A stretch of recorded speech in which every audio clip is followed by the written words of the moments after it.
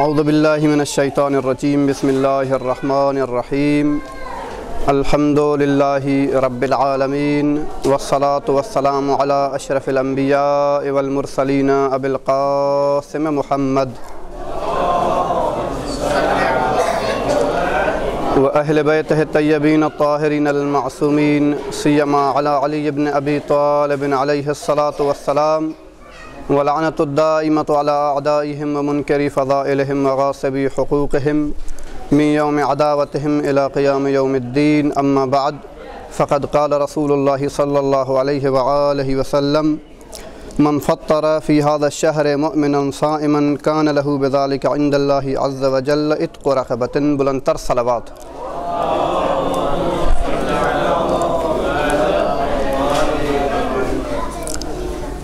سب سے پہلے سورہ فاتحہ کی التماس ہے تمام مومنین مومنات مرحومین کے لیے، بالاخص ان کے لیے کہ جو یہاں پہ تعاون فرما رہے ہیں، افطاری کے لحاظ سے ہو چاہے کام کے لحاظ سے ہو، ان کے مرحومین کے لیے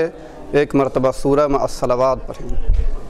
اللہم صلی علی محمد وآل محمد.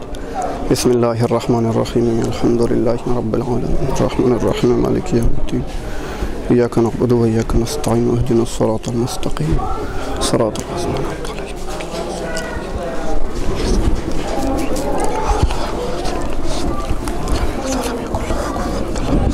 اللہم صلی علی محمد.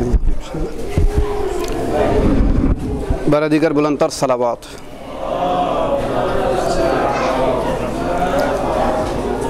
میرے محترم سامعین گرامی، بزرگان، علماء کرام، میری یہ حیثیت نہیں ہے کہ یہاں پہ بیٹھ کر آپ بزرگان کو درس دوں، لیکن جو حکم کیا گیا ہے وہ کہ افطار کی جو فضیلت ہے وہ بیان کریں. تو روایات کی روشنی میں آپ کی خدمت میں چند روایات بیان کروں گا اور ان روایات میں تأمل کرنے کے بعد انشاءاللہ آپ کی زحمات کو تمام کروں گا. اور سب سے پہلے جو سرنامہ کلام میں جس روایت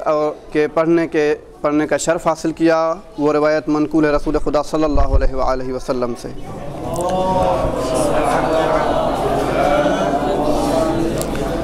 نبی کریم فرماتے ہیں من فطر فی ھذا الشہر، جو بھی شخص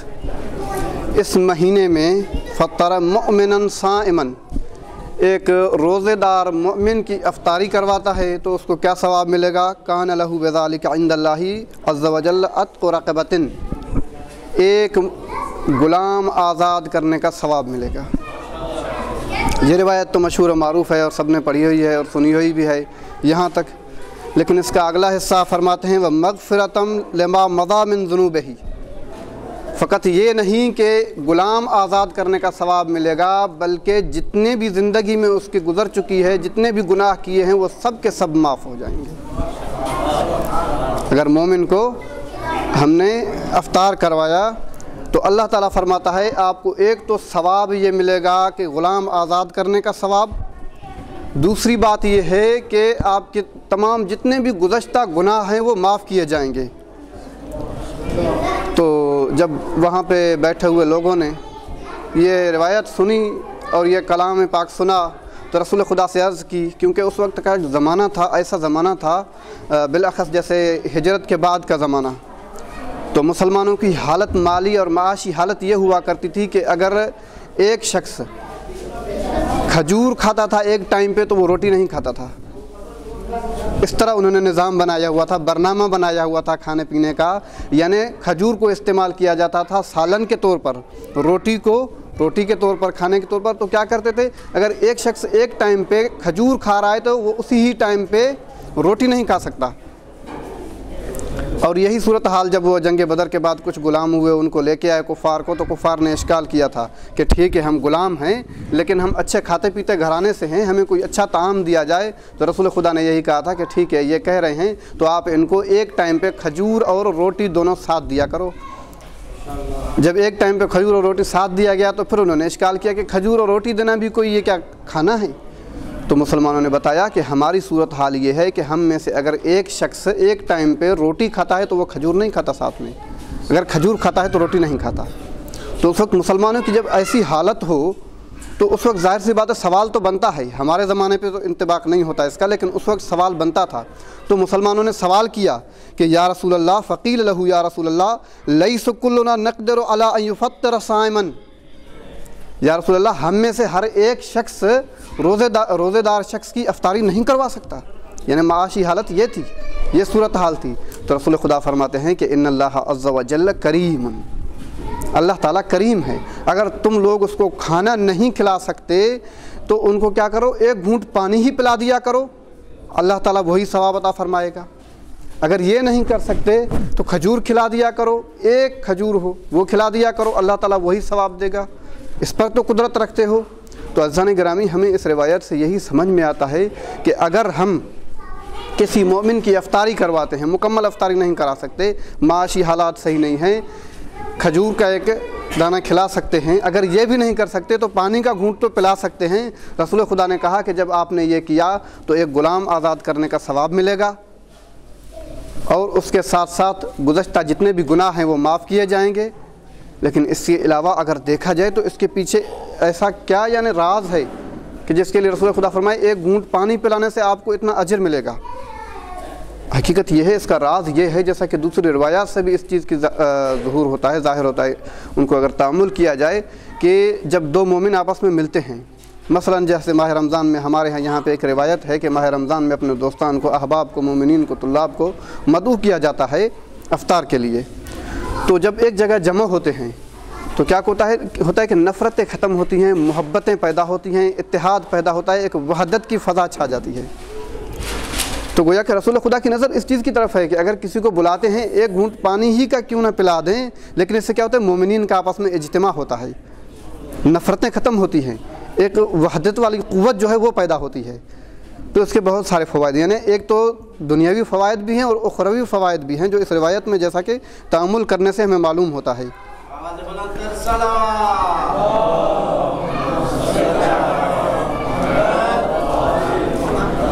اس طرح کی ایک اور روایت ہے جس میں فرماتے ہیں کہ اتقوا النار ولو بشربۃ من ماء، جہنم کی آگ سے بچو اگرچہ ایک گھونٹ پانی پلانے کے ذریعے ہی کیوں نہ ہو۔ ایک گھونٹ پانی پلانے کی روزے دار کو اس کی اتنی اہمیت ہو گئی کہ اس کے ذریعے جہنم کی آگ سے بچا جا سکتا ہے۔ تو عزیزان گرامی، اس کے بھی ظاہر سی بات ہے دو ہی فائدے ہیں جو ہمیں ظاہراً نظر آتے ہیں۔ ایک تو اخروی فائدہ ہے جو ہمیں نظر آتا ہے کہ جہنم کی آگ سے بچ سکتے ہیں۔ اس ماہ مبارک میں ہم نے کیا کیا، اگر ایک مومن کو ایک گھونٹ پانی ہی پلا دیا۔ دوسرا یہی ہے کہ جب ظاہر سی بات ہے اجتماع ہوگا تو وہی والی بات ہے کہ ایک اجتماع اور وحدت والی فضا قائم ہوگی، اور مسلمانوں کے درمیان میں ایک تفکیک نہیں ہوگی، اجتماع ہوگا، وحدت ہوگی۔ تو یہ فوائد ہیں۔ اور ایک روایت ہے جو امام باقر علیہ السلام سے منقول ہے، میں نص سے روایت آپ کی خدمت میں نقل کرنا چاہتا ہوں۔ مولا فرماتے ہیں لَأَنْ أُفَطِّرَ رَجُلًا مُؤْمِنًا، مولا فرماتے ہیں میں ایک اگر مومن شخص کی افطاری کرواؤں، مولا فرماتے ہیں میں اگر ایک مومن شخص کی افطاری کرواؤں فی بیتی، اپنے گھر میں۔ اچھا مولا اس کی کیا اہمیت ہے آپ کے نزدیک؟ مولا فرماتے ہیں اس کی میرے نزدیک اہمیت یہ ہے کہ احب الی من اتق قضا و قضا، قضا و قضا میں عدد معین نہیں کیا۔ بہت ساری روایات ایسے ہیں جن میں مثلا 30 کا عدد ہے، 70 کا عدد ہے، واحد کا عدد ہے، لیکن یہاں پہ عدد معین نہیں ہے کہ کتنے کو، کتنی تعداد کو کیا کہتے ہیں آزاد کرنے کا ثواب ملے گا۔ فرماتے ہیں نہیں، احب الی من اتق قضا و قضا، لا تعداد غلام آزاد کرنے کا ثواب ملے گا۔ وہ غلام کیسے ہوں، غلاموں کی صفت کیا ہو، مومن ہو، کافر ہو، کس نسل سے تعلق رکھتا ہو۔ مولا فرماتے ہیں قضا و قضا نسمتاً من ولد اسماعیل، اسماعیل کی اولاد میں سے غلاموں کے آزاد کرنے سے بھی زیادہ بہتر یہ ہے کہ ایک مومن کو گھر پہ بلاؤں اور اس کی افطاری کرواؤں۔ معصوم کے نزدیک اس کی یہ اہمیت ہے۔ اسی طرح ایک اور بھی روایت ہے جس میں معصوم یہی فرماتے ہیں کہ ما ایما مؤمن فطر مؤمنا، کیونکہ ظاہر سی بات ہے جب روزے کی فضیلت ہے افطار کی تو وہ اپنی طرف سے تو کوئی بیان نہیں کر سکتا، جو نور ہے جو ائمہ سے صادر ہوا ہے اس نور کو تلاوت کر کے ہی آپ کی زحمات کو تمام کر سکتا ہوں اور آپ کی خدمت میں یہی پیش کر سکتا ہوں۔ مولا فرماتے ہیں ایما مؤمن فطر مؤمنا، کوئی بھی مومن اگر کسی مومن کی افطاری کرواتا ہے لیلۃ من شہر رمضان، ماہ مبارک رمضان میں سے ایک رات میں اگر کسی مومن کی افطاری کرواتا ہے تو کتب اللہ لہو بذالک، اللہ تعالیٰ اس کے لیے اجر لکھے گا، اجر من اعتق 30 نسمۃ مؤمنۃ، 30 غلام آزاد کرنے کے جیسا ثواب لکھے گا۔ وَقَانَ لَهُ بِذَلِكَ عِنْدَ اللَّهِ دَعْوَةً مُسْتَجَابَةً۔ عزیزان گرامی، ایک تأمل والی اور غور و فکر والی بات ہے کہ ہم اور آپ سب، کوئی بھی مسلمان جب بھی کوئی عمل خیر انجام دیتے ہیں تو دل میں یہ بات اور یہ سوال تو ضرور آتا ہے کہ میں نے اللہ کے لیے یہ عمل انجام تو دیا ہے، لیکن آیا یہ میرا عمل اللہ کے نزدیک قابل قبول بھی ہے یا نہیں؟ کیونکہ بہت سارے ایسے اعمال ہیں نا جو ہم عمل تو کرتے ہیں، عمل کرنا آسان ہے، خالصتاً للہ عمل کرنا مشکل ہے، اور اس کی قبولیت پھر اور درجہ رکھتی ہے۔ تو یہ سوال ہوتا ہے، لیکن جب ہم مومن بندے کو افطاری کرواتے ہیں تو معصوم اس چیز کی ضمانت دیتے ہیں کہ اس کے بارے میں فکر نہ کیجیے گا کہ یہ اللہ کے نزدیک قبول بھی ہوا ہے یا نہیں۔ معصوم فرماتے ہیں کہ یہ جو آپ عمل انجام دے رہے ہیں وَقَانَ لَهُ بِذَلِكَ عِنْدَ اللَّهِ دَعْوَةً مُسْتَجَابَةً، یہ ایسی آپ کی دعوت ہوگی کہ جو دعوت قابل قبول ہوگی اللہ کے نزدیک۔ معصوم اس کی ضمانت فراہم کر رہے ہیں ہمارے لیے۔ اور عزیزان گرامی، بہت ساری اس طرح کی روایات ہیں، لیکن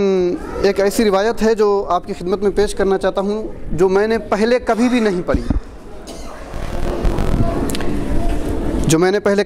انشاءاللہ اس روایت کو پڑھ کے اور تھوڑا تأمل کر کے روایت میں عورت کی زحمت کو تمام، کیونکہ ٹائم بھی ختم ہو رہا ہے، 10 سے 15 منٹ کا ٹائم دیا گیا تھا۔ وہ روایت یہ ہے کہ معصوم نبی کریم فرماتے ہیں کہ من فطر صائما کان لہ مثل اجرہ، جو شخص کسی روزے دار کی افطاری کرواتا ہے تو کان لہ مثل اجرہ، پہلا فائدہ یہ کہ جو روزے دار کو ثواب ملا تھا روزے کا وہ ثواب آپ کو بھی ملے گا، لیکن ایسا نہیں کہ اس کا ثواب آپ کو ملے گا، اس کو الگ ثواب ملے گا، آپ کو الگ ثواب ملے گا۔ یہ میں نہیں کہہ رہا ہوں، رسول خدا فرما رہے ہیں کہ من غیر ان ینقص منہ شیء،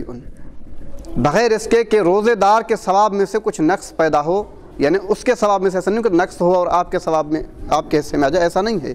اس کو ایک مستقل ثواب ملے گا، آپ کے لیے ایک مستقل ثواب ہے۔